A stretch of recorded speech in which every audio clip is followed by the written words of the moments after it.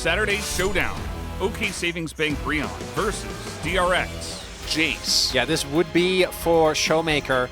The Jace was a pick that even at MSI we saw a lot into the Annie. So Showmaker gonna bring that one back here. Also melee and a great combination with the Sejuani as OK T1. We are all inning on the dive, and that is that's a gong for Samira Rel, a combo that has been there for the longest times, and Kaisa not going to be too happy about that one, and especially if you go for something like a Rakan. Yeah, that lane is it's not fun. Not good in the laning phase, but they may just go for it anyway. There is the Rakan pickup on this side, but definitely a lot more arm's length on the side of D plus Kia. We'll see if they can play it out well against the aggression from T1 as we hop into the Rift for game number 1. Which was, before it was Dom 1, and then afterwards it was T1. Because even when T1 wasn't able, like last summer, to actually get the win, and it was Gen G pulling ahead, they were still very clearly contesting for the best team. And I feel like right now, and I think Canyon looking for some early aggression is really good. Like, these skirmishes to me are really going to set the tone and the pace of the game. As Canyon's coming over. Faker in a little bit of trouble here. Taking a lot of damage. The flash knocked back as Faker. Uh-oh, he's gotten too close to the sun. One auto does it, and Showmaker sets up a kill onto Faker in the mid lane with just a little bit of help from Ken. Yeah, I don't know if they have much of an idea, as here we go, coming in from behind. Guma is not going to get knocked up, and he has to flash the Rakan. So that's Samira down a flash using the projectile, as Owner has just basically been perma-farming. So we got an engage here, trying to get on top of Kellen. He's just going to dash away onto his support as a big gank in the mid lane, as they're finally getting on top of Showmaker. Again, flashless, able to hold on to that flash. Zeus with the roam here, able to teleport his way back. Uses the early pressure of his Renekton to set up a kill as B+. Yeah, Faker level 6 here. He's got Tibbers. That is just Kellen down as he is left out to dry in the river. And that will be a kill onto Guma. No flash, no problem. We'll pick up that money. Put more gold into the carries would be a good angle as Guma. Oh, Guma gonna block that one, but he still doesn't have flash, so he will be taken out, but Kellen gets the kill. Kind of unfortunate, but at least they do punish the Samira. He's able to stay alive, but will be down as Guma. Guma is not level 6. Passive coming in, Barrel is here, and now the Rakan joins as they do not get the knock-up on Aguma, as he's just able to dance around them like that. The Magnus Storm is here, and so is that S-rank as Guma's going to pick up the kill. Here comes Canyon trying to shut them down on the bottom side. Might be able to get Carrier, but look at Guma. Goes in, picks up another kill as he is pretty dead, though. Will he be able to execute? He did already get the value out of this one as he's just trying to get the wave here. Just zoning him off the turret is Showmaker. Picks up the shutdown, 450 gold. It's pretty good for the team. Still going to be able to get himself in this situation. Oh, big trade in the top side. Zeus still looking for those aggressive trades, but Kana's just going to shut him down. Maybe not know about the Sejuani that's behind him here. Might not matter, though. Yeah, maybe just a free kill for the Viego? Could be the case. Let's see how this works. Flash still available for Kana as he's going to hop to a ward. He does have the counter-strike. Flashes one, gets the stun, but the flash Q is enough.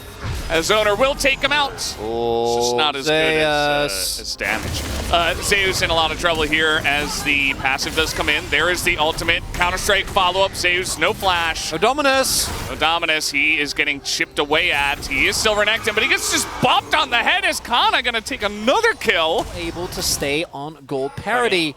So we take another look at the play here that got Kana is solo bolo, and yeah, as you point out, Zeus is working with a lot of components not being available here. Sitting on a cookie as well. Yeah, we're gonna need to see some decisive fights though from T1, and we see D+ in full position, ready to try and contest here. Take a look at what the Samira can do. Yeah.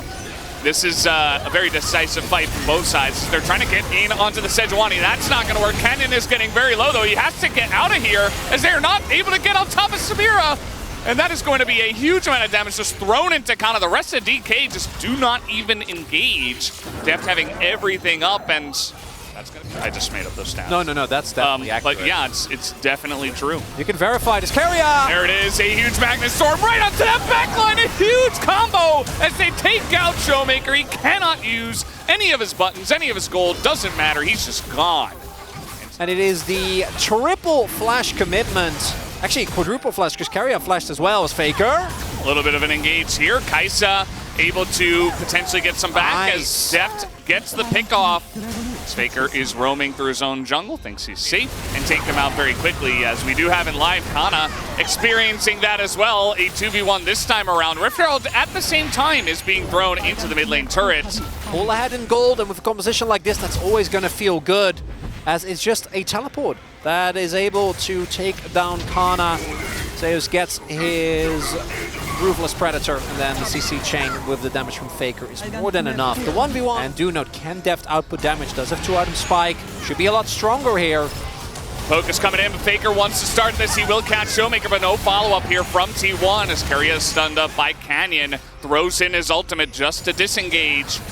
Look at the Shock Blast. Look at the W's here from Deft. Carrier looking for the angle, does get onto the front line, but that is not the meaty underbelly of this composition as Carrier goes down. The damage, we gotta look for Guma, he flashes in, he takes down Kellen and Deft in one fell swoop, and the resets are coming in here for Owner as well in the river. T1 breaks up the fight, and they take it down. And in this position though, gonna get a ton of value out of that as T1, as they should. Gonna continue looking. Oh, and DK are trying to contest a red buff as they're gonna throw in an ult onto Carrier, but the stun comes through. They're going all in onto Sejuani, but they could pick anyone at this point as the damage is there. T1 are rolling over DK at this point. They're gonna take out Kellen as well. And that should be Baron from here. Only 3 members of DK remain. Well, they're really overextending to kill a level 16 Renekton in the mid lane. DK desperate for anything at this point, and they are getting only stopwatches. And it's going to be a big price to pay for it, as that's going to be the end of this bottom lane, I think, as Deft is being chased down by Faker. The rest of the team just pushing mid and looking to end the game as Faker is just walking the Kaisa down the river and into the death chamber. Down he goes as the inhibitor getting taken out here. T1 not going to overstay their welcome, as actually maybe they will. The TP is coming in, and I guess he might as well at this point. Yeah, no Deft available. Their carries are all alive. Zeus coming in with a fresh TP. T1 looking to go up 1-0 here.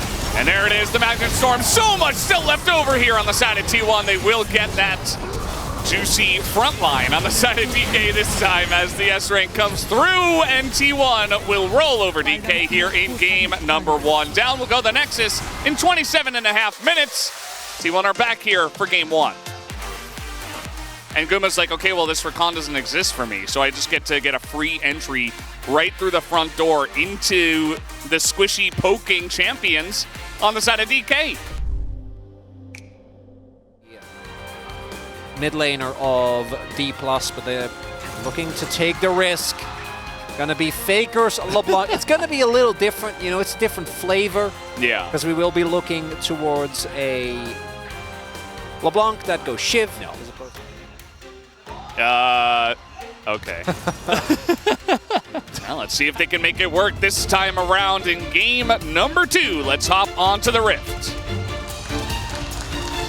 For everyone, just in case you were curious. Anyway, we are here for game number 2. Deft is back on the Kaisa. I definitely feel like the Kaisa is in a really good spot. I'll be curious to see how T1 dispatch of it this time around, if they can. Faker also going for Demolish here, so really leaning into the split push fantasy of this Shiv LeBlanc. I've already seen it a bunch of times, but here we go. Okay, there it is. Nice headbutt away from Carrier. Takes that. At level 1 instead will dispatch of Kellen.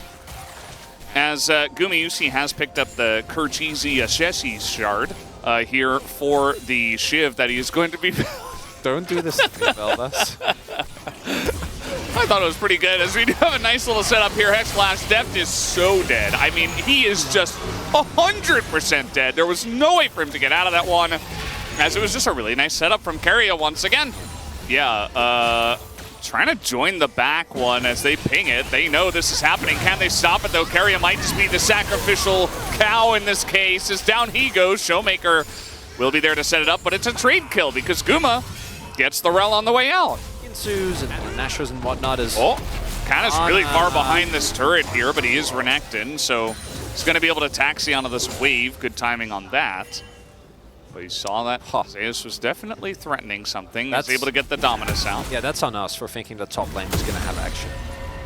I mean, it was action. Yeah. They were fighting. This is a 3v3 waiting to happen here. Keria's, uh-oh. There's a sneaky Vi in the brush, but Keria just going to put his big cow body in front as now Owner comes in and they just snipe down the Vi. Canyon not able to get anything done. Here comes Showmaker on the TP, at least able to trade one back, but still a favorable trade over to T1. They even get the TP out of that one. See there, the power of that follow-up.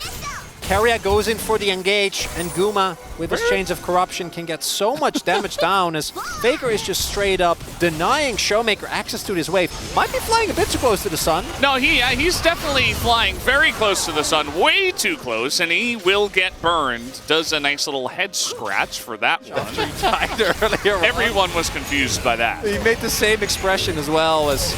Oh, nice little play from Keria. Is really trying to get on top of Showmaker. There's the trample, and there it is, the follow-up. Owner gonna take down the kill. And man, this game is messy, but it does feel like outside of the Faker shenanigans, everything is turning up T1. Get the kill. And okay, some actual action up here. We do have Dominus still available, as is Flash. Yeah, I'm gonna take that back. No, a couple of flashes. Here comes Owner. And again, he still has Dominus, as the stun will land. Will Kana survive with the Gore Drinker? Looks like yes, but another knockup comes in. Double slice and dice, and Heartbreaker is going to miss. So they do push him out of lane, but Kana will survive. It's really good for him to just play LeBlanc in a side lane and just do that. But he is sitting here, and now he's going to get Magnet Stormed as Kellen is trying to set this up. This is the combo! The alley-oop into the kill onto Faker. Down he goes. Now sitting at 0 and 2 and T1. And I get a teleport. Maybe a Viego. No, Viego. Oh, they got his ult, though. That's good. And they're going to lose cannon for it. Yeah. Oh, he does have to flash, but Owner is not holding back today, as he will be able to pick that one up. Faker very fast, but not able to follow up on that one. Skellen just going to crash away. And yeah, I mean, DK, they're really floundering here. They're not finding many angles. They're giving up free objectives. And Owner on a bit of a tear. He's got some help this time. Kana has flash. Will he elect to use it here? He goes into the Dominus, gets stunned 100 to 0, and down he goes. So no flash involved in the play. It's gotten a lot better. Yeah. A lot less, just farming as here we go. In goes Keria once again looking for the pick on a Showmaker, but no follow-up. Big Magnet Storm from Kellen. They will take out the cow. Down goes Keria as now Zeus left out to dry. They should be able to get this pick as well. That is 2 picks to the side of DK. And now they have their eyes set on maybe the Baron. It's very early. They might still try for it. Yeah, this is really tough. Oh, they know! Oh, they're going to catch Owner here. He is in a lot of trouble. No flash, no Heartbreaker, no life bar. Down he goes. That's a 3rd pick. Poke might be a problem. We'll see if T1 can stop him here. Otherwise, D+ found their way back into this game. Somehow, some way, pick after pick, T1 kind of false sense of security. And yeah, they really have to poke him down if they want to have any choice. Showmaker trying to zone, trying to not let the spark fly, as Guma and Faker both going to flash away, as Keria trying to provide a front line here, but Faker just getting 100 to 0. Down he goes. Teleport coming in, and the chains are going to miss. DK on the run, and I think they got out. Yes, they did. And D+ turn a bunch of picks into a Baron. In a rough spot. They may know he's Nico this time. Tries to Protobelt away. Keria just waiting. TP's coming in, though. As on the edge, they're trying to burst down this Nico. Do they have the damage? Yes, they do. But meanwhile, we do have some ghosts going down on the side of the LeBlanc, but it's still 5v4 in favor of T1. They're looking for that backline. Deft is being zoned away. The Heartbreaker gets him down with the help of Zeus. And that is the 80 carry of DK gone alongside of their mid laner. This should be the Infernal Drake to T1. So Faker might be dead. Well, he's still LeBlanc. Let's see what he's got in the kit as the W will miss. Faker doesn't look like he really has it. Okay, he's not going to get rooted, but he does not have a health bar, so one auto should do it. There's the Q. Showmaker does take down the LeBlanc. Meanwhile, the rest of the team is getting some value in terms of the push in the top side. Oh, they don't know. Guma doesn't have sums. They have no idea. This Varus is so dead. The root comes in. He does have stopwatch, which will negate a lot of that upfront engage, but he does go down. The Renekton takes him out. Nico is dead, though. Saves on the Cassante, gets a double knockup. They're turning this around with the help of Mr. Cassante. Another knockup onto Deft, and now Faker is in that back line, lands the chains onto Deft, and somehow, through the power of that top laner, they are able to make it happen. Canyon will get taken out. That's an ace for T1 on this map. Oh, they're going to try and contest. Canyon's trying to get in. Let's see the angle. He's going to taxi on the Faker, who flashes over to the team, but now they got to turn. Faker's knocked back. The TP's coming in, and Faker's really low now. DK might be able to turn this one around. The clone is being sent forward, trying to tank up some space. That another knockup comes up on the Kana, as the follow through from the Nico is huge, and Kana will be taken out though, as Owner here is once again gigantic on the Viego, and he is just corralling the team into this bottom river. As the health bars are low, but the flashes are coming through from the side of T1. They really want to hunt down Deft first and foremost, as even a TP's coming in here once again, as Deft just cannot catch a break in this one. He is being zoned out forever, doesn't do any damage to Cassante, that's for sure. As down he will go, and Kellen ends the rest of the team. Another ace to the side of T1. Do you have anything left in the tank? You're down 10,000 gold almost, 9.5. Faker's doing a good job of poking, but yeah, you really need to get on top of Owner and Guma at the same time. It's not going to be easy, and immediately Kana's just 100-0. He is so low. Down he goes, as in goes Deft. A nice little combo, but immediately he gets blown to smithereens as the Kai'Sa is gone. And Showmaker just does not have the damage. And the Kai'Sa that gets the double kill, it's Owner. He's looking for more. He's looking for Showmaker as well. Make it a triple, as he will take him down as well. This game is over, as T1 will be able to push in with the Baron buff and the Infernal Soul if they need it, as he's just walking Canyon here down into the Nexus for the 2-0 victory. And Owner going from having a rough couple of first weeks to double-digit kills on the Viego. He's not messing around, and T1, no problem, guys. He did the most damage in the game as Viego. As 10 different champions. Ooh-wee. Maybe 6. Yeah, well, obviously. Yeah. You know, the double kill he picked up as Kai'Sa must have been. Yeah, that must have felt pretty good. Thank you very much, guys. This is Jusa for the POG interview translation. Today we are here joined by Owner Keria on the side of T1. Congratulations on the win. Today's series was so important in terms of the determination of the top side of the LCK. And Keria, you got your first POG of the season. How do you feel? Yeah, we thought today is a very decisive day for us. I'm glad that we won today, and also I'm so happy that I won POG. Yeah, we had to win this in order to stay on top of the LCK. So I'm glad that we were able to get a clean 2-0 win. Owner, yeah, just like you mentioned, it was a clean 2-0. What did T1 focus on after that KT series? Oh, you know, minor mistakes that happened in that series, and also we wanted to go all the way back to our game plan, you know, early game setups and other stuff, so we focus on that as well. And myself is just trying hard to improve my performance. Keria, T1 did not hesitate to lock in Samira Rel combo.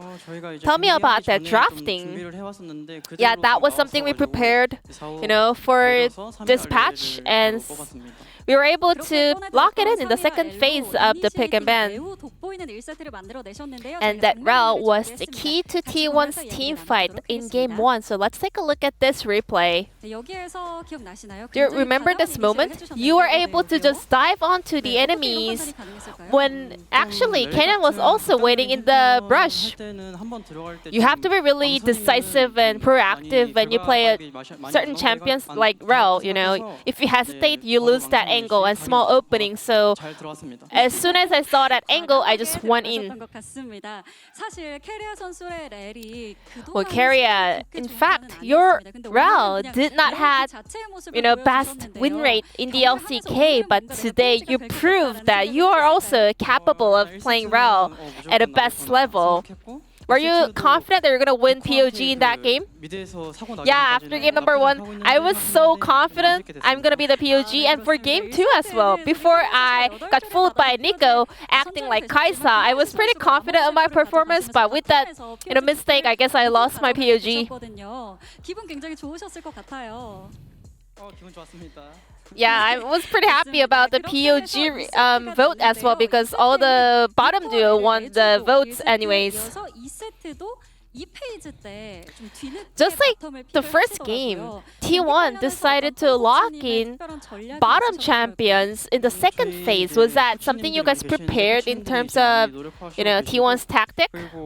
Yeah, I mean, we have several of the coaches on the side of T1, and they're all just working so hard to bring the best drive possible, and I think Owner can add on to this. Yeah, I mean, they are working so hard and investing all of their time, but sorry, what was the question again? T1 locked in the bottom lane champions very late. It was back-to-back second phase lock-in. Why was that? So we thought that securing picks for the top side of the map in the first phase would be very effective, and also our bottom duo was pretty confident, waiting until the latter phase of the draft. And then Owner, in game 2, you were able to find a perfect counter-engage angle where you were able to draw so many attention in a very narrow spot. Varus almost got picked and he got eliminated very early. I was a little bit flustered, but I was pretty sure about this team fight because not only Varus but also the entire players were pretty fed at that point. So even though our Varus got picked early, we were able to win out that team fight.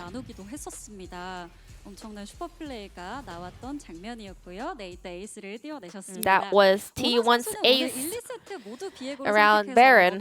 Owner, you played Viego back-to-back today, and a lot of people are complimenting about your current form.